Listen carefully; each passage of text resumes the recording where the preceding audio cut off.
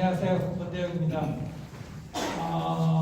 사실 제가 콩에 대해서는 좀 얘기를 하게 되면 권태환 박사님이 콩에 대해서 오랫동안 연구를 하셨고 또 콩 박물관도 지셨고 그러셨는데, 사실 제가 콩과 관련해 가지고 신창에서 장류연구소 설립할 때도 그거를 기획을 하고, 그다음에 장수 건강센터도 하고, 그럴 때 이제 모든 정부를 설득할 때 돈 받아내는 거는 군수님께서 하셨지만은 어떻게 운영하고 어떻게 계획해야 된다는 데 참여를 했었고, 최근에는 이제 제가 말씀드리고 싶은 게, 우리 권태환 박사님께서 평생 콩 연구를 하셨는데 국가에서 과학기술 유공자라고 그런 제도가 있습니다. 그래서 아마 우리나라 과학기술 유공자로서 한 30명, 지금 39명 돼서 그 정도밖에 안 됐는데, 식품 쪽에서는 거의 없으시죠. 그러니까 현신규 박사님, 그다음에 이장춘 박사님, 그다음 몇 명 계시는데 이번에 이제 과학기술 유공자로 선정이 되셨습니다. 그래서 우리가 콩 연구 우리나라 기여를 하신 분이 선정됐다는 게 저희 식품업계의 또 자랑이고 어떤 자긍심이라고 말씀드리겠습니다.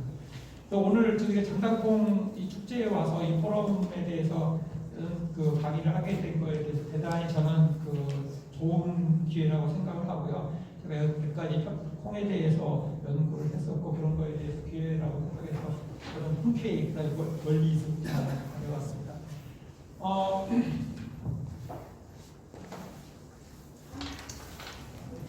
컴퓨터로요? 네, 알겠습니다. 네. 그래서 우리가 콩에 대해서 조금 알아야 될 것 같아요. 아까 금방 말씀하신 대로 장당 백목의 역사가 우리나라 콩에 대해서 주 역사라고 보겠는데, 우리가 콩에 대해서 가치를 많은 사람들이 생각을 많이 못하는 것 같아요. 또 우리나라 사람들이 농업에서 자꾸 이제 부가가치를 올린다, 그 말이 자꾸 돈을 더 버는다, 그런 인식으로 많이 돼 있는 것 같아요. 근데 사실은 우리나라 농업이 살려고 그러면은요, 가치를 창출해야 되는 거예요. 가치를 창출해서 이 가치가 다른 사람과의 가격 경쟁에서 훨씬 이길 수 있는 가치 창출이 중요한데, 그런 가치 창출에 대해서 자꾸 조금 소홀히 하고 부가가치를 올린다고 그렇게 얘기를 많이 하는 경우가 많습니다. 그거는 상당히 우리가 지금 산업주의 시대에 그런 논리로서 별로 적당하지 않은 것 같아요. 우리가 그 예를 한번 보면은요, 1990년대 초에 대구 능금주스 조합이 부가가치를 농식품부에서, 그때 농림부에서 부가가치 올린다고 해가지고 거기서 대구 능금주스 조합이 사과주스, 능금주스를 만들었었어요. 그래서 농림부에서 그때 어떻게 선전을 했었냐면은, 좋은 사과는 다 여러분한테 그냥 그대로 좋은 사과로 가격을 받고, 이 나쁜 사과를, 가격이 떨어지는 낙과를 이용해가지고 주스를 만드니까 이게 부가가치가 올랐다. 이 개념이 상당히 잘못되어 있는 거예요. 그러니까 이게 버릴 수 있는 거를 이렇게 주스로 만들었다 했는데, 그때 그 주스 혹시 많이 드셔보실 분 많이 계실 거예요. 근데 그게 몇 년 못 간 이유 중에 하나가 농식품부에서 아침마다 나와가지고 자랑을 했었어요. 어떤 자랑을 했었냐면은, 사과를, 낙과는 이렇게 낙과를 갖다 이렇게 부가가치를 높여가지고 이렇게 만들었다 했는데, 부가가치를 높였던 낙과라는 개념이 그때 사과 주스를 먹이는 엄마들한테는 과학적으로는 낙과로 만드는 거나요, 좋은 사과로 만든 거나 별 차이 없어요. 근데 받아들이는 소비자 입장에서는, 소비자는 과학으로도 물론 소통하지만은 어떤 엠퍼시라는 개념이거든요. 제가 지금 말하는 엠퍼시라는 개념으로서 소통을 하기 때문에, 낙과를 어떻게 우리 아들한테 먹여? 그런 개념으로 해가지고 거기가 몇백억으로 묻어나고 망했었어요. 그러니까 지금 이제 제가 계속 지금도 정부한테 얘기하는 게, 우리 농업이 부가가치를 올리는 것보다는 앞으로 지속 성장을 하고 그 가치에 기반을 해가지고 우리가 어떤 새로운 산업이 돼야 된다고 하는 것이 지금 말하는 6차 산업입니다. 그래서 우리가 6차 산업을 이야기할 때 보통 어떤 사람들은 1 플러스 2 플러스 3 플러스 3 더하니까 6이라고 하는 사람도 있고, 1 곱하기 2 곱하기 3 곱하니까 6이라고 하는 사람이 있는데, 사실은 이게 가치가 없는 6차 산업은요, 가치가 없다 그러면 제로가 되어버리면 6차 산업이 아니라 0차 산업이 될 수가 있는 그런 문제점이기 때문에 우리가 얼마만큼 가치를 창출해야 되고 가치를 발견해야 되고 그게 얼마나 중요하다는 거를 지금 말씀드리겠습니다. 각 지자체를 제가 돌아다니면서 얘기하면은 건물 짓고 연구소 짓고 길 내고 하는 것들은 다 잘해요. 근데 거기서 가치를 창출하는 것들은 다 몰라요. 근데 사실 건물 짓고 길 내고 그런 것들은 예산만 따면 다 할 수 있어요. 공장 짓는 것도 다 할 수 있어요. 망하더란 말은 다 할 수 있는데 가치를 어떻게 창출해가지고 지속적으로 어떤 우리나라에서 유명한 것뿐만 아니라 세계적으로 유명할 수 있는 그런 것들을 키우는 거에 대해서는 소홀히해요. 정부에서 돈 그쪽을 별로 안 줍니다. 그거를 어떻게 창출하느냐가 가장 중요하기 때문에 제가 오늘 조금이라도 이제 콩의 역사라든지 어떤 이용 역사라든지 장단콩의 가치 부가가치가 아니라 가치, 그다음에 발전 방향, 그다음에 지속 성장의 길에 대해서 말씀을 드리도록 하겠습니다. 여러분, 콩의 원산지가 어디죠? 만주, 그다음에 고조선. 근데 콩이 언제 지구상에 나타났죠? 수천억 년은 아니고요. 수천만 년 전, 억년 그렇게 나타났는데 콩은 원산지를 만주라고 얘기를 해요. 그러면 소나무는 원산지를 어디라고 얘기할 수 있어요, 없어요? 못하죠. 왜냐하면 소나무는 사람에 의해서 번지지 않고 바람에 의해서 번지기 때문에 원산지를 말할 수가 없어요. 고추도 원산지를 말할 수가 없어요. 왜? 고추는 사람에 의해서 번지지 않고 새에 의해서 번졌기 때문에 원산지를 얘기하는 거는 고추의 원산지를 얘기하는 거는 상당히 과학을 모르는 얘기이고, 근데 콩은 원산지를 얘기해요. 왜? 오로지 처음 인류가 언제 태어났다고, 지구상에 언제 나타났냐고 보냐면은 어떻게 보면 200만 년 전, 아니면 한 20만 년 전, 구석기 시대가 한 50만 년 전 그렇게 되니까 그때 인류가 발견하니까 고기가 있었더라, 다른 데는 없었다고 할 때 원산지를 얘기하는 거예요.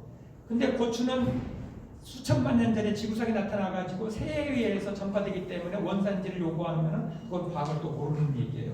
근데 콩은 그러니까 원산지를 얘기하는 거는 지극히 인류학적인 개념이에요. 인류가 보니까 처음에 어디 있었더라.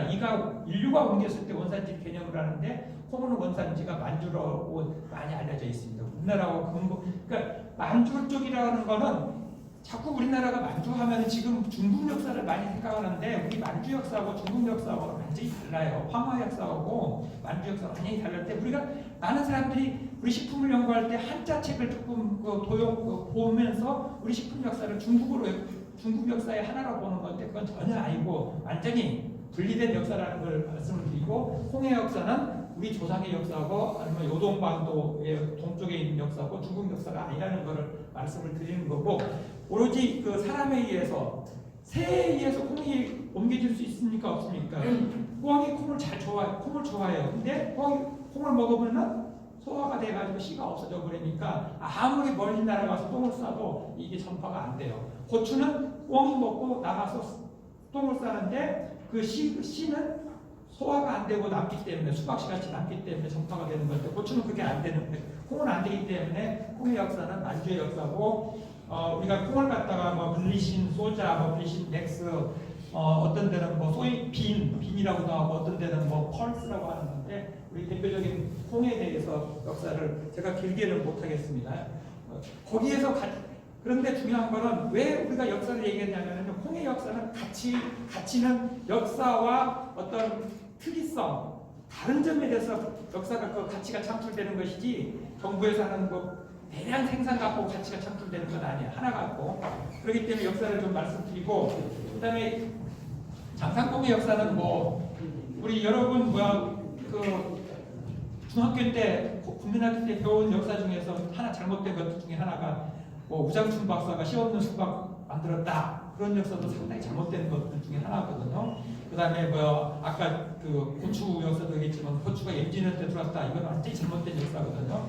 그런 거 마찬가지로 콩에 대해서도 역사를 바로 아는 것이 중요하기 때문에 우리가 우리 그전부터 이제 많은 사람들이 과학자들이 장단 뱀목을 육종하기 시작해가지고 이제 우리가 배급을 하기 시작한 것이고, 그래서 여러 가지 콩이 있는데 여러분 콩에 대해서도 다 용도가 달라요. 쥐는 있고 조그마한 거는 어디다 많이 쓰냐면은 콩나물에다 많이 쓰죠. 두부 만들 때는 조그마한 콩으로 만들면은 그게 안 좋아지잖아요. 그 어떤 두유 만들 때 그렇기 때문에 콩의 종류하고 그 목표되는 물질, 그다음에 음식하고 다 다른 것들이 있는데 우리는 그런 거에 대해서 거기서 가치를 많이 찾지를 않아요. 그냥 뭐 싸게 만든 콩, 값 사는 콩, 그다음에 이걸 갖고 1등, 효율이라는 개념이죠. 수율이라는 개념만 갖고 얘기를 하는데 다 다릅니다. 그래서 서리태고 뭐 이게 분주리콩, 뭐 서리태 이게 전부 한자인데 사실은 우리 조상들은 한자라고 얘기를 하지 않았는데 자꾸 이제 좀 배운 사람들이 그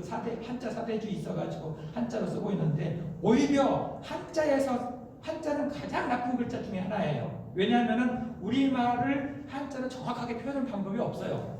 그런데 어떤 사람이 한자 조금 안다고 해서 잘못 표현한 글자를 가지고 또 이걸 해석을 해버리면 완전히 왜곡이 되는 거예요. 그러니까 예를 들면 김치는 원래 우리나라 김치를 한자로 할 수 없이 표현해서 침체라고 표현했거든요. 근데 침체를 갖다가 이제 침체라고 되면 발효는 전혀 없어요. 물에다 담근다는 거 되니까 어떤 사람들이 뭐 인문학을 한다는 사람들이 김치는 물에 담그는 거 역사에서 시작됐다고. 왜냐하면 침체라는 한자 뜻을 생각을 해서 이게 이중 오류가 되는 거예요. 표현을 잘못하는 것에 있어서 오류가 생기고 그 잘못된 오래된 한자를 가지고 또 우리말로 해석하는 것들은 아주 잘못된 것들 중에 하나예요. 뭐 나무를 갖다가 신라의 나무라고 해서 한자로 그런 것들을 하게 해가지고 뭐 신라 시대에 생겼다 그런 것들은 완전히 잘못된 역사 중에 하나인데 우리가 진짜 우리가 가치를 찾으려고 하면은요, 아까 말씀 가치를 찾으려고 하면은 우리말의 역사에서 우리 고유의 언어에서 찾는 것이 훨씬 더 가치가 많은데 자꾸 뭐 그냥 한자를 쓰면은 조금 뭐 좋은 것 같고 막 그렇게 해가지고 그래서 망가진 게 또 해방 후에는 또 뭐라고 그랬어요? 사람들이 영어를 또 써가지고 망가뜨리는 거예요. 영어를 쓰면 또 배운 사람 되고 또 잘난 체 하는 돼가지고 우리 김치를 갖다가 영어로 뭐라고 썼어요? 퍼멘티드 베지터블 하니까 세계에서 전부 아까도 누가 소이빈 소스라고 해서 간장을 뭐 그렇게 하셨더라고. 소이빈 소스보다는 우리 간장이 훨씬 더 좋아요. 청국장에다 적은 건데 그런 것들을 다 버리고 한자로 쓰고 또 영어로 쓰니까 영어가 잘못돼가지고 우리가 아무리 세계 나라 가서 해방 후에 퍼멘티드 베지터블 해도 그 사람들은 퍼멘티드 베지터블을 해버리면요 자기들이 그 어떤 퍼멘티드 베지터블 그거하고 비슷한 걸 생각을 하지 김치를 생각을 안 해요. 그런데 1900년도 2000년대 돼가지고 일본 사람들이 기무치를 해버렸어요. 우리말에 김치라는 말을 우리말 사람들은 우리 그 배운 사람들이 안 쓰고 일본 사람들이 기무치 하니까 그때서 김치를 찾아오려고 온갖 난리를 쓴 게 많아요. 그러니까 우리가 지금 우리 역사라든지 가치를 찾는데 가장 중요한 것 중에 하나가 그 역사에 스토리가 있어야 돼요. 컨텐츠가 있어야 되는데 그런 쪽으로 그 투자를 안 하고 그런 쪽으로 안 하고 오히려 우리말을 쓰면 못 배운 사람 안 학글 뭐 그렇게 해가지고 소외되기 때문에 많이 그러는데 사실은 우리말의 그 가치를 찾으려고 그러면요 우리 글에서 찾는 것들이 훨씬 많습니다. 그래서 준주리콩 이 서리태라는 거는 뭐 처음 때 다 이거 저기 뭐 그러잖아요. 근데 백목도 그때는 이제 아마 그런 것 때문에 흰콩이라고 했는데 그런 것들이 흰콩, 검은콩 다 있지 않습니까? 그런 것들이 있다는 걸 보고 나중에 이걸 유전자 뭐라고나 이종결합을 해가지고 뭐 배원 뭐 그런 것들을 만든 그 종류가 있는데 상당히 그 1900 해방 그 일제 시대에 우리나라 그 콩을 개발한 거는 상당히 백목이 그 효시라고 볼 수도 있다는 것을 말씀을 드리고 거기에 대해서 가치를 찾는 것이 상당히 중요하다 그렇게 말씀을 드리겠습니다. 그래서 그다음에 이제 콩의 역사 뭐를 좀 말씀을 드리면은 뭐 아까도 얘기했지만은 우리나라 식품의 발달사는요.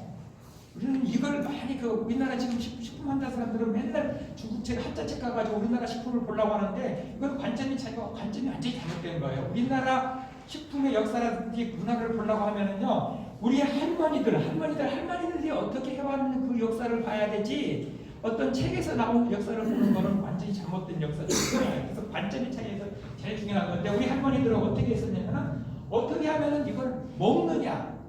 그 다음에 안전하게 먹는다가 가장 중요해서 먹고 죽으면 가장 잘못된 거고요. 먹고 배탈 나든지 그런 것들을 극복하는 것이 우리 콩의 역사고 그 다음에 중요한 거는 어떻게 하면 맛있게 먹느냐. 그 다음에 또 하면은 어떻게 하면 나중에 더 먹느냐의 역사가 우리 그 콩의 발달의 역사고 더 크게 보면 식품 발달의 역사입니다. 그러면 콩을 어떻게 하면은 안전하게 먹느냐? 생으로 먹으면 안전하게 먹기가 좀 어려웠었어요. 생으로는 먹을 수가 없었기 때문에 맛도 그래가지고 우리나라 사람들이 콩을 제일 그 안전하게 먹는 방법은 일단은 불을 발견한 다음에 콩을 삶는 거예요. 불로 뭐 콩을 갖다가 생으로 먹든지 자관 불로 해야 안전하게 먹는 방법 중에 하나고 우리가 어떻게 하면 맛있게 먹느냐 방법이 세계적으로 그러니까 앞으로 그 지속 성장하고 가치 창출에서 가장 중요한 거는 앞으로 우리나라 그 모든 식품 산업 중요한 거는 다양성입니다. 제가 아까 처음에 우리가 식품 산업을 아니면 어떤 산업에서 요즘 말하는 디지털 그 트랜스포메이션이라는 말이 있죠. 아니면 4차 산업, 아니면 슈퍼 커넥션에서 가장 중요한 것들이 세 가지가 있어요. 애질리티, 얼마만큼 민첩하게 소비자한테 극복하게 민첩하게 반응하느냐. 그다음 두 번째가 엠퍼스라고 소비자의 감정, 소비자의 느낌을 어떻게 파악하느냐가 가장 중요하다고 그러고 세 번째는 다이버시티, 얼마나 소비자들한테 다양하게 소비자의 니드에 각자 우리가 우리나라 몇 년 전에 정부에서 김치 표준화를 시키라고 그랬어요. 김치 표준화 시킨다고 하는 이유가 뭔지 아닙니까? 표준화 시켜가지고 공장화 시켜가지고 기계화 시켜가서 가격을 싸게 만들어서 중국하고 경쟁하려고요. 그래서 되겠습니까? 안 되겠습니까? 우리나라 김치가 하나로 되면요, 우리나라 김치는 망해요. 막걸리가 다 망한 이유 중에 하나가 공장을 추구했기 때문에 다 망하는 거예요. 그렇기 때문에 가장 중요한 건 다이버시티, 다양성이에요. 그래서 아까 말씀드렸듯이 어떻게 민첩하게 하느냐. 앞으로는요, 왜 인터넷 시대고, 그 다음에 AI 시대고, 4차 산업 시대고, 거기 다 연결은 정말 아무것도 아니에요. 그 다음에 택배, 지금 하루는 다 가는 시대인데 어떻게 민첩하게 하느냐. 그 다음에 어떻게 엠퍼시, 어떻게 그 사람들의 감정과 그 다음에 동정을 어떻게 파악을 해서 거기에 정확하게 맞추느냐. 그리고 맞추려고 하면 뭘로 맞춰야 돼? 다양성으로 맞춰야 되는 거예요. 그 세 가지가 디지털 트랜스포메이션이라든지 아니면 요즘 오픈 이노베이션이라든지 그런 개념 속에서 가장 중요한 세 팩터가 있습니다. 그 팩터 중에서 가장 하는 게 어떻게 하면 맛있게 먹느냐가 가장 중요한 장점 중에 하나예요. 그러면 여러분 한번 세계를 돌아가 보셨지만은 콩을 어떻게 하면 맛있게 먹느냐에서 다양하게 먹는 나라가 우리나라만큼 있는 나라가 있습니까? 없습니까? 아니 요즘엔 70년대는요 세계를 안 돌아가 보셨기 때문에 거짓말을 해도 통해요. 근데 다 보셨잖아요. 있습니까? 없습니까? 다른 나라에요. 없죠. 그 장점들을 갖다가 모든 사람들이 그런 것들을 많이 얘기를 안 하고 다양하게 있는데 다양한데 있는 것을 우리가 그 조상들의 지혜를 가치화시키는 것이 우선인데 다양하게 있음에도 불구하고 이걸 갖고 뭘 다른 걸로 만들어서 어떻게 공장에서 생산할 것만 얘기를 하는 거예요. 그거는 지금 우리나라 시대에서 지금 우리나라 경제가 저성장 시대 아니면 뭐로거나 어떤 갇혀있는 선진국가면 다 그래. 경제성장 2% 이상 올라가기 힘들어요. 다시 우리나라가 10% 갈 수 없는 시대에 그 발상을 가지고 계속 얘기하는 것은 잘못된 것 중에 하나라는 것을 말씀을 드리겠습니다. 그래서 아까 말한 그 다양성에서 세계 가보셨죠? 콩나물 어디 콩나물이 제일 맛있어요? 제가 우리나라 사람이라고 해서 이런 게 아니에요. 어디가 제일 맛있게 하죠? 솔직하게 얘기를 해보세요. 콩나물 세계가 어디가 제일 맛있어요? 북한요? 자, 그래서 이게 조상들이 다 발견한 지혜예요. 가만히 놔두니까 싹이 나는 거예요. 그 다음에 삶아서 놔두니 또 썩어요. 이거를 어떻게 극복할 것인가? 우리 조상들의 지혜에서 여기서 우리가 콩나물들을 우리가 먹기 시작한 거고 우리 역사가 가장 강한 거고 근데 지금 콩나물들이 지금 상당히 많이 하는데 서울대학교 그때 박상철 교수님께서 그 콩나물에 대해서 아스파르기르산을 발견해가지고 그걸 수치해서 그런 것들을 많이 발견하셨잖아요. 우리가 그런 것들을 발견해줘야 되는 것들이 가장 큰 것 중에 하나예요. 제품 개발하는 것도 중요하지만 뭘 만들면 이걸 어떻게 그러니까 엠퍼스라든지 그 다음에 아까 말한 대로 아질리티라든지 다이버시티는 우리가 지금 어떻게 생산할까가 목적이 아니에요. 지금 우리나라 경제는요 어떻게 생산할까가 목적이 아니라 어떻게 소비자하고 소통해서 소비자가 내 거를 선택하게 만드느냐가 가장 중요한 것 중에 하나예요. 근데 그거를 만들이 그냥 하고 그냥 어떻게 만들어가지고 망한 사람들 수독하고 여러분 제가 식품연구소 한 30년 근무했었는데 식품 기업들 가면 만들어 놓은 거 수독해요. 근데 이게 다 안 팔리고 너무 만들어가지고 제 친구도 식품 공장 하나 만들어가지고 딱 망하는 것도 많고요. 그런 경우 많아요. 그러면 가장 중요한 건 어떻게 팔 것인가를 가장 중요한 건데 거기서 가치를 창출해서 가치가 제로면 아까 말한 6차 사례비 아니고 빵차 사례비죠. 가치가 1이 되게 만들어야 되는 거예요. 그거를 만드는 것이 가장 중요하다는 거를 얘기를 하고 거기서 가장 중요한 것들이 콩나물 같은 경우 아까 그 70년대 80년대 그 박상철 교수님께서 거기서 아스파라기를 얘기를 하면서 사람들이 콩나물과 꼭 그렇다고 해서 콩나물만 먹으라는 건 아니죠. 콩나물을 먹을 기회가 있으면 콩나물을 먹으라는 거죠. 콩나물만 먹으면은 이거 건강해진다는 개념이 절대 아닙니다. 그런 개념으로 이제 가야 된다는 걸 말씀드리고, 그 다음에 콩을 삶은 다음에 먹는 방법. 우리는 옛날에는 두유가 없었죠. 우리 그 두유를 해서 가장 성공한 기업이 정식품이죠. 그 다음에 몇 개 기업이 있었는데, 그 정식품은 옛날에 이제 지금은 뭐 대량 생산해서 하는 방법인데, 그러면 정식품만 우리가 두유를 만들 수가 있느냐? 그게 아니라는 거죠. 아까 말한 다이버시티 차원에서, 소비자 차원에서 그걸 내 소비자 5만 명만 확보하면 거기 만들면 되는 거예요. 그걸 갖다가 내 소비자를 100만 명, 200만 하려고 하는 정책이 틀렸다는 얘기죠. 그리고 그 부유의 원천이 어떤 겁니까? 콩국수가 있었고, 그 다음에 두부. 이 두부도 지금 우리나라에서 두부를 안 하고 맨날 그 우리나라 그 어원이 우리나라인데 우리는 그때 배운 사람들이 소이빈 커드하고 두부하 두부 쓰니까 누가 써? 두부라고 안 되고 뭘로 돼버렸어요? 영어로요. 톱수로 돼버린 거예요. 그게 우리나라의 전통의 가치를 갖다가 생각을 안 하고 하는 것들 중 하나거든요. 뭐 두부에 대해서 뭐 수많은 얘기가 있겠지만은 유럽에서 두부하고 가장 비슷하게, 유럽에서 혹시 치즈 공장 가보셨어요? 치즈 공장이요? 치즈 공장을 가보시면은 우리나라 두부 공장하고 거의 비슷해요. 왜? 두부가 콩이 유럽에서는 우유가 단백질 공급으로서 매우 중요한 것이죠. 근데 우리나라에서는 뭐가 단백질 공급으로서 매우 중요했었어요? 두부예요. 이 가치를 많이 소홀히 하는 건데 이 두부하고 치즈하고 만드는 방법이 거의 비슷해요. 치즈는 이 단백질을 카세인이라는 단백질을 뭘로 응고를 시켰냐면은 그 pH라는 개념을 아실지는 모르겠지만 pH라는 개념으로 어느 단백질이 플러스하고 마이너스가 똑같으면 이게 가라앉아요. 그 개념으로 응고시키는 거고, 두부는 우리 조상들이 뭘로 응고시켰어요? 간수. 그 간수로 응고시키는 방법은 요즘은 말하면은 그 소금, 그러니까 염으로 응고를 시키는 거예요. 그렇게 해서 만든 과정이 똑같은 거예요. 근데 우리나라 사람들이, 외국 사람들이 두부에 대해서 설명하라고 그러면 하나도 이 원리를 설명을 안 하고 두부 맛있다 하는데, 우리는 원리와 전통들이 상당히 중요하다는 개념이고, 이게 이제 우리는 염석이라고 하는 개념인데 그렇게 해서 만든 것 중에 하나입니다. 그러면 이제 삶았죠. 삶아서 그렇게도 만들 수가 있고, 그런데 항상 삶아서 먹을 수만 있는 건 아니잖아요. 근데 생으로는 못 먹고 삶아서 어떻게 두다 보니까 이게 우리가 나중에도 먹을 수 있다는 것이 가장 큰 핵심이라고 했었잖아요. 삶아서 나중에 먹으니까 배탈 나면 뭐예요? 배탈 나면은 이거는 썩는 거죠. 그다음에 먹어도 괜찮으면 뭐예요? 발효. 우리말로는 뭐라고 그러죠? 사귄다. 근데 지금 많은 사람들이 발효하면은 우리말에 대해서는 하나도 가치를 안 찾고, 좀 배웠던 사람들이 발효가 영어에서 피버에서 나오고 어쩌고 발효가 술의 중국말에는 또 술주자에서 나오고 그런 얘기를 많이 해가지고 가치를 떨어뜨리는 거 많은데, 사실은 우리나라의 오래된 조상들은 썩히는 거하고 사귀는 것을 분명히 하셨고, 사귀는 거는 먹으면은 배탈이 안 나고 썩히는 것을 먹으면 안 나는데 썩히면은 배탈이 나는 건데, 그래서 청국장을 우리 십자가 있는데, 이렇게 우리 조상들은, 우리나라 사람들이 저 십자는 우리나라 옛날부터 전국 그렇게 했었어요. 그게 우리말이에요, 청국장이. 근데 청국장을 갖다가 청나라 시대에 전쟁 때 그런 식으로 얘기해버리니까 완전히 왜곡시켜버리는 거거든요. 전쟁 시에 빨리 먹으려고 만들었다고. 그런 짓을 하고 있어요. 좀 배웠다는 사람들이, 한자를 안다는 사람들이.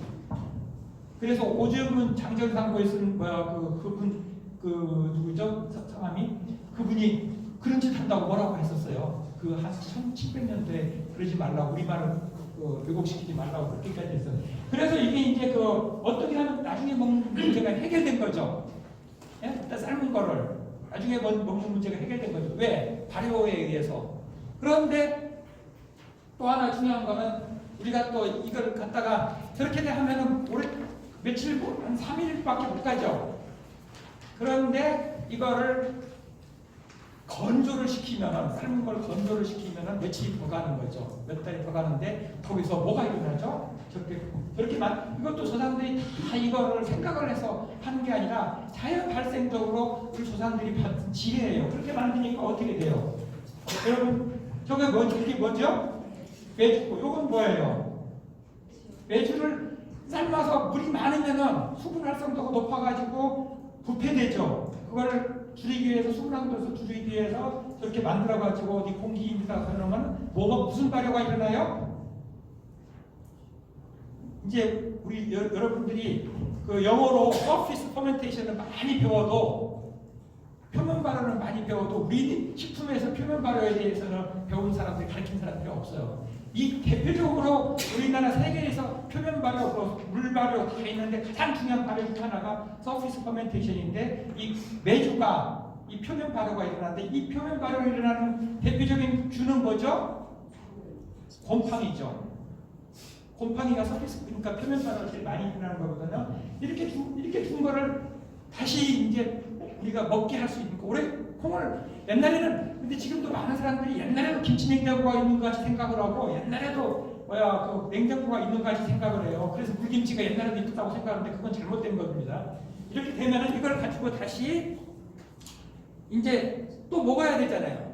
근데 어떻게 하냐면은 장을 담는 것이죠. 장을 담궈서 이거를 몇 개월 동안 담궈서 물은 뭘로 쓰죠? 간장을 쓰고 남는 거 밑에 가라앉은 거는 된장으로 쓰는 거예요. 그러니까 물과 그 간장이라는 것도 이게 이제 많은 사람들이 우리나라 이제 뭐 영어로 얘기하면은 뭐 수퍼레이턴트 그다음에 뭐 침전물 그렇게 얘기하는데 그게 그 역사가 발효 역사의 근원이 그 서양에서 하는 근원이 우리나라 발효에 다 있는 거예요. 표면 발효 저게 다 있어가지고 그렇게 이제 맛있게 먹는 것들을 돼 있고 여러분 그리고 더 맛있게 먹는 방법이 뭐예요? 여러분 김치가 왜 그 우리나라에서만 있는지 아세요? 근데 많은 사람들이 세계에서 김치가 있는 나라가 어디가 있어요? 우리나라밖에 없죠. 근데 많은 과학자들이 김치가 어디서 들어왔어요? 그런 얘기를 해요. 언제 들어왔어요? 그런 얘기를 해요. 그거 아주 정말 우리나라 문화라든지 식품 역사를 잘못 알고 있는데 이걸 맛있게 먹으라고 하는 것들을 조상들이 뭘 생각을 했겠어요? 눈에 시각적 효과가 상당히 커요. 눈에 그걸 하기 위해서 만든 것들이 이제 고춧가루를 넣어서 만든 것들이 이제 고추장의 역사가 되고 김치도 우리 조상들이 발견된 거였는데 원래 배추는 먹기가 좀 쉽지가 않잖아요. 그걸 갖다 양념 문화가 세계적으로 우리나라가 있는 문화가 양념 문화가 우리나라밖에 없어요. 양념 중에서 가장 맛있는 색을 내는 게 뭘까요? 고추색 빨간색이에요. 빨간색 근데 그때 도마도 있었습니까? 도마도 없었죠. 오로지 우리나라에 고추가 들어온 거는 적어도 50만 년 전이니까요. 그렇게 해서 이제 만든 것이 이제 그런 역사라는 것들을 우리 조상들이 주인 거기에서 가치를 발견하는 거고 그 가치를 현재 지리적 장단콩을 예를 들면 지리적 그다음에 문화적 얼마나 문화가 좋습니까? 그런 거 접목시키는 것이 중요하다는 걸 말씀을 드리겠습니다. 그래서 장단콩의 가치는 여러분 잘 아시다시피 한때는 우리가 아픈 역사가 되지만 이 아픈 역사가 새로운 문화로 승화할 수 있는 것이 장단콩의 역사라는 것이고 이게 대단히 어떻게 보면 앞으로 발전 가능성이 되게 높은 거고 다른 데서 그거 하면 아무 의미가 없잖아요. 근데 장단콩은 아픈 역사와 그다음에 통일된 역사가 분명히 통일은 될 거니까 거기에 같은 역사로 이제 할 수 있는 그런 가치가 매우 크다는 것인데 그런 가치를 좀 더 찾아가는 것이 중요하다. 그리고 역사적인 가치는 이제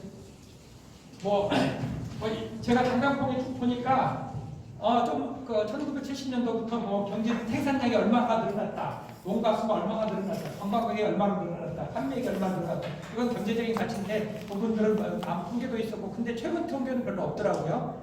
그래서 중요한 거는 여러분 앞으로 한번 생각을 해보세요. 이제 장단콩의 축제와 이 포럼의 목표가 뭔지, 앞으로 어떻게 하려고 이걸 하는 것인지. 지표를 선정을 해야 돼. 장단콩이 발전한다고 그러면 장단맥이 발달하는 거 아니면 장단콩의 역사가 발전하려면 뭐가 돼야 되는 것인지 그거를 좀 분명하게 지표를 결정을 하시고 거기에 따라서 추진을 해야 되는데 이것만은 아닌 것 같아요. 생산량 뭔가 관광객은 좀 맞는 것 같아요. 관광객이 좀 많이 오는 것도 상당히 중요한 거거든요. 앞으로는 어떤 생산 경제가 아니라 다른 어떤 그 저성장 경제이기 때문에 중요한 것들이 생산이 아니라 노는 게 더 중요해요. 경제가 생산이 아니라 소비 경제가 중요하거든요. 그래서 관광객들이 그 지표를 잡는 건 중요한 것 같은데 생산량보다 판매액으로 나누는 것이 중요해요. 다른 콩은 1kg에 얼마인데 우리는 1kg에 얼마나 더밖에 하겠다는 그 가치가 매우 중요하다는 것을 말씀을 좀 드리고 싶고 농가수도 뭐 많으면 좋겠죠. 근데 그걸 너무 많아면 너무 공정화 시켜가지고 망한 데가 몇 개가 있잖아요. 우리가 그 대량 생산하다가 대표적으로 이제 메주얼 첼리스트도 공장 크게 짓다가 이제 망한 케이스 중에 하나인데 왜? 한인식은 콩이 순창이에요. 순창 메주 공장을 정부 지원 받아가지고 졌어요. 근데 그게 몇 달 가동된 줄 아세요? 1년에? 2달밖에 안 돼요. 왜? 콩이 그때밖에 안 나니까. 그러면은 만일 그 공장을 개인이 졌다고 하면은 12달 돌리고 싶겠죠. 그럼 어디 콩을 써야 돼요? 중국 콩이라든지 그거 쓰면은 소비자들이 찾지를 않는 거예요. 그래서 그 가치를 갖다가 유지시키고 지속시키는 게 매우 중요하다는 것을 말씀을 드리고요. 뭐 이런 것도 이게 중요하다는 게 아니라 이런 것도 이러한 오양오행설을 가지고서도 우리가 장단콩의 가치를 창출할 수 있다고 제가 이야기를 하고 싶어서 이 그림을 가지고 온 겁니다. 서양에서는 카나푸드라고 얘기를 많이 해요. 근데 이제 동양에서도 사실은 카나푸드가 우리 동양에서 나온 거라고 얘기하고 싶고 그런 것들을 가지고 가치를 창출하면 좋을 것 같아서 이걸 가지고 온 거고요. 저게 바라는 건 아니고요. 아까 말씀드렸지만 혹시 그 장단콩의 지리적 표시지 등록했습니까? 네. 예. 제가 확인한지 아닌지 몰라가지고 저희가 1990년대부터 이제 지리적 표시제를 하는데 여러분 특허가 중요한 게 아니에요. 장단콩에서 중요한 거는 여기서 지자체에서는 지리적 표시제가 제일 중요한 거예요. 우리 와인이 우리나라의 브라인 와인이 프랑스 와인만 해도 수백 가지잖아요. 이탈리아 와인도 수백 가지예요. 왜? 그게 다 팔리는 거예요. 왜? 수백 가지가 거기에 다양한 지리적 특성과 맛하고 다 연결돼 가지고 스토리가 다 돼 있어요. 그러면서 비싸게 받는 거거든요. 그런 측면에서 이제 지리적 표시제를 제가 활성화시키는 게 가장 중요하다. 특허는 별로 중요한 거 아니에요. 특허는 식품은요, 특허는 다 공개되기 때문에 그거는 뭐 별로 중요한 거 같지 않고 그런 것들을 좀 활성화시켜서 지리적 표시제하고 뭘 연결해야 되겠어요, 이제 역사. 그 다음에 더 중요한 거는 아까 말씀드린 대로 장단콩만 갖고 있는 어떤 다양성을 과학적으로 그걸 어떻게 나타낼 수 있느냐. 그게 투자를 하시려면 그쪽으로 투자하는데 그 투자는 그러면은 개인 기업이 할 수 있습니까? 없습니까? 예? 안 하죠. 개인 기업이 투자해서 뭔 좋은 결과 나타나면은 그거를 개인 기업이 이걸 팔려고 하면은 공개를 해야 되잖아요. 그럼 남동이 시키는 거예요. 그렇기 때문에 이런 투자는 어디서 해야 돼요? 지자체라든지 정부에서 해야 되는 거예요. 그래서 이 가치는 공유돼야 될 가치가 있는 것이지 독점되면 가치로서 존재하지 않거든요. 그래서 그런 것들을 독점적 가치가 아니라 공유적 가치를 지자체에서 창출해줘야 그 가치를 가지고 기업들이 마케팅을 한다든지 장사를 한다든지 그렇게 해주는 게 지자체의 역할이에요. 뭐 축제 많이 와가지고 가면은 남는 건 빵이에요. 가서 먹고 남는 건 빵인데 이걸 일로 만드는 것들이 이런 것이 중요하다는 것을 말씀드리고 뭐 축제에 하는 건데 앞으로는 하드웨어 축제 대한민국에 다 가면 뭐 한 줄 아세요? 전부 하드웨어. 그 다음에 돗대기 시장 같은 거 파는 거. 그 다음에 가수들 불러가지고 노래 부르고 축제하는 거. 그게 끝이에요. 그러고 가면은 그 다음에 어디 지자체 가면은 저한테 선물을 다 줘요. 먹어보라고. 한 번도 산 적이 없어요. 공짜로 주니까 가져오지 그걸 산 적이 없어요. 근데 그거를 벗어날 수 있는, 극복할 수 있는 게 가장 중요하다는 것을 말씀을 좀 드리겠습니다. 그래서 중요한 거는 우리가 식품 산업에서 절대 지속성장 자식들한테 우리 후손한테 물려줄 수 있는 장단면에서 물려줄 수 있는 그런 것들을 생각을 해야지. 이걸 블록버스터를 만들어가지고 떼돈 벌 수 있는 것들은 좀 지향을 해야 되겠다 생각을 해서 그걸 가졌고요. 시간이 많이 된 것 같아가지고 지금 좀 빨리 끝내겠습니다. 그래서 저희가 지금 각 지자체한테 제가 몇 번 얘기를 하는데도 참 안 듣는 게, 많은 사람들이 지자체에서 사람들이 많은 사업을 해요. 정부 사업을 하는데 지표로서 이 지자체가 이 사업이 성공하느냐 안 하느냐는요, 시골은요 가장 중요한 게 얼마나 사람이 많이 오느냐로 지표를 잡아야 돼요. 그리고 이게 서비스가 얼마나 되는데, 많은 정부 사업 중에서 이걸 지표를 잡는 데는 하나도 없어요. 그 돈 받아가지고, 정부 돈 받아가지고 공장 짓는 성공, 그 다음에 제품 팔리는 제품 만드는 성공, 이건 아무 의미가 없어요. 지자체가 잘 살고 하는 것들은 얼마만큼 여기에 들어와서 사느냐도 더 중요하지만, 와서 먹고 가고 즐기고 가는 것들이 가장 중요한 지표 중에 하나인데, 이거는 생산 지표가 아닙니다. 소비 지표입니다. 그거 중요한데, 소비 지표를 넣으라는 데는 하나도 없어요. 그것들을 넣어서 이제 평가하는 게 가장 중요할 거라고 생각을 하고, 그 다음에 이제 가장 어려운 겁니다. 이게 역사적, 지리적 가치를 발굴해야 우리가 앞으로 더 살 수 있고, 거기가 있어야 다른 지자체와 다른 점이 있고, 다른 지자체의 축제도 따라올 수 있는 그런 점이 있습니다. 또 하나 제가 아까 얘기했지만 저 한식 인문학책이 제 책입니다. 저런 문제점을, 아까 여태까지 문제점을 발견해가지고 이것들을 좀 고치기 위해서 정말 잘못된 것들, 한자로에서 잘못된 걸, 영어로 써도 잘못된 거, 그 다음에 어떤 자연 발생적인 거, 그 다음에 우리나라 가치, 그런 것들을 하는 책인데, 우리나라 요리책은 다 많아요. 근데 이걸 우리 한식에 대해서 기본적인 원리라든지 본질을 얘기하는 책은 하나도 없어가지고, 저거 외국 사람들을 위해서 쓴 책인데, 이게 이제 많은 사람들이 우리가 인문학을 갖다가 지리적인 거, 역사적인 거, 자연과학적인 거, 그런 관점에서 많이 봐야 된다고 해서 저런 책을 썼고요. 그 다음에 우리가 생물학적인 가치가 상당히 지금 중요해요. 앞으로는요. 지리적, 그다음에 역사적, 문화적 가치가 중요한데, 생물학적 가치는 매우 중요한데, 우리나라는 지금 생물학적 가치는 전부 군으로만 생각해요. 군신 좌하거든요. 어떤 것이 몸에 좋더라만 얘기를 하는 거예요. 그것보다 더 중요한 게, 우리가 식품이 더 중요한 건요. 약은 군만 생각해서 그거 하나만 치료하면 되거든요. 부작용이 있어도 중요한 건데, 식품은 그게 아니에요.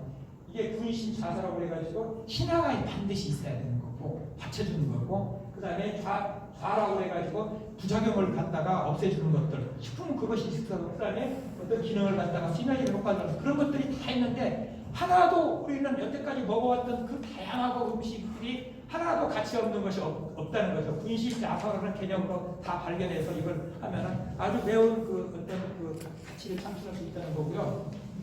마지막으로 지속 성장의 길에 대해서는 아까 말한 대로 제일 중요한 게 특허부터 브랜드다. 브랜드는 무조건 전쟁 같은 스타를 해서 광고해서 되는 게 아니다. 스타도 중요하지만은 로직 브랜드, 그래서 어떤 그런 브랜드를 찾아가는 거, 과학적이라든지 역사라든지 어떤 사람들하고 소통할 수 있는 거, 그런 것들을 찾아가서 하는 게 더 중요하다는 것을 말씀드리고, 또 저분 한 번 얘기를 했었지만, 이분이 뭘 하나 히트를 치셨죠, 이분이요. 근데 이분이 히트 치신 거를 이렇게 점핑, 이걸 퀀텀 점핑이라고 하는데, 그런 것들을 생각하시는 게 아니라 이분이 이거 하고 나서 또 하나 히트 칠 것만 생각을 하시니까 안 되는 거예요. 우리가 발견된 가치라든지 이미 우리가 이 정도로 장단품이 이 정도로 올라온 거를 퀀텀 점프할 수 있는 그걸 생각을 해야지, 뭐 다른 거 해볼까 하는 것보다는 그것이 더 중요하다. 다른 거 해볼 건 기업들이 해야 되죠. 그래서 어떤 저거 하다가 고민하면서 뭐였냐면, 뭐 다른 거 선전해 남자보다 손대 그러다가 마누라다가 다 안 돼버린 거잖아요. 그런 것들을 할 수 있는 것들이 더 중요하다는 걸 말씀드리고요. 자, 브랜드는 제가 좀 시간이 없는 것 같아서, 우리가 스타 브랜딩보다도 그런 것보다는 어떤 비헤이비어, 그다음에 비주얼, 그다음에 마인드 브랜딩이 더 중요하다. 우리는 자꾸 그런 것들에 대해서, 근데 저거 하려고 그러면은 하드웨어가 되는 게 아니라 소프트 파워가 있어야 되는 거예요. 그 소프트 파워가 중요하고, 그런 것들이 더 중요하다는 걸 보고, 그다음에 우리가 허황된 진로 장생의 꿈보다는 지속 성장의 길로 가야 됩니다. 지구랑 지속 성장하면은 지속 가능한 성장이라는 건 지구와 환경과 인류가 같이 가는 겁니다. 기술보다 사람이 먼저다. 그다음에 다 모든 것들과 지구와 인류가 같이 공존하고 상생하는 걸로 봐야 된다는 걸 말씀을 드린 거고요. 그것이 다양성이고 우리가 진정한 우리가 이제 장단봉이 뭐 정부에서 자꾸 하는 게 통합을 해라고 하죠. 그러면 뭐가 돼요? 정부에서 하는 걸로 보면은 배짱이가 아니라 개짱이가 되는 거예요. 개미와 배짱이. 근데 그게 아니라 진정한 배짱이가 돼야 돼요. 다양한 배짱이가 나와야 돼요. 개미는 힘을 합쳐서 가격을 다운시키고 그다음에 일들을 높이는데 사실은 저런 것들이 더 중요하다는 걸 그거를 찾아가는 것이 쉽지는 않죠. 아까 말씀드린 건물 짓고 축제하고 그런 거 다 쉬워요. 그렇지만 얼마만큼 브랜드를 세다가 하는 것들이 쉽지 않기 때문에 여러분 혼자도 될 수 없는 거예요. 그거를 여러분들께서 정부한테 건의하고 이런 문제들은 정부들이 이렇게 나설 수 있도록 같이 하고 지자체에 건의하는 것이 더 중요하다고 봅니다. 마지막에 지표를 정확히 있습니다. 아까 말씀드린 대로 여기가 어떻게 잘 살라고 하면 더 많으라고 뭐가 지표가 될 것이냐 공장 짓는 거 하지 말라는 거죠. 어떻게 하면 이 임진각 축제, 이 장당 축제가 더 살고 그다음에 여기 그 사람들이 많이 오고 활성화 경제가 되는 것인가 결코 생산 경제가 아니라 소비 경제라는 걸 보시고 그때 뭐가 지표를 정확하게 잡아서 그렇게 해야 된다는 걸 이거는 좀 시간이 걸리는 거고 앞으로 뭐 중요한 미래 시대에 얘기하는 것인데 시간이 지금 기다리신 것 같아서 간단하게 얘기하면 미래는 절대적으로 중앙집중이 아닙니다. 그리고 표준화가 아닙니다.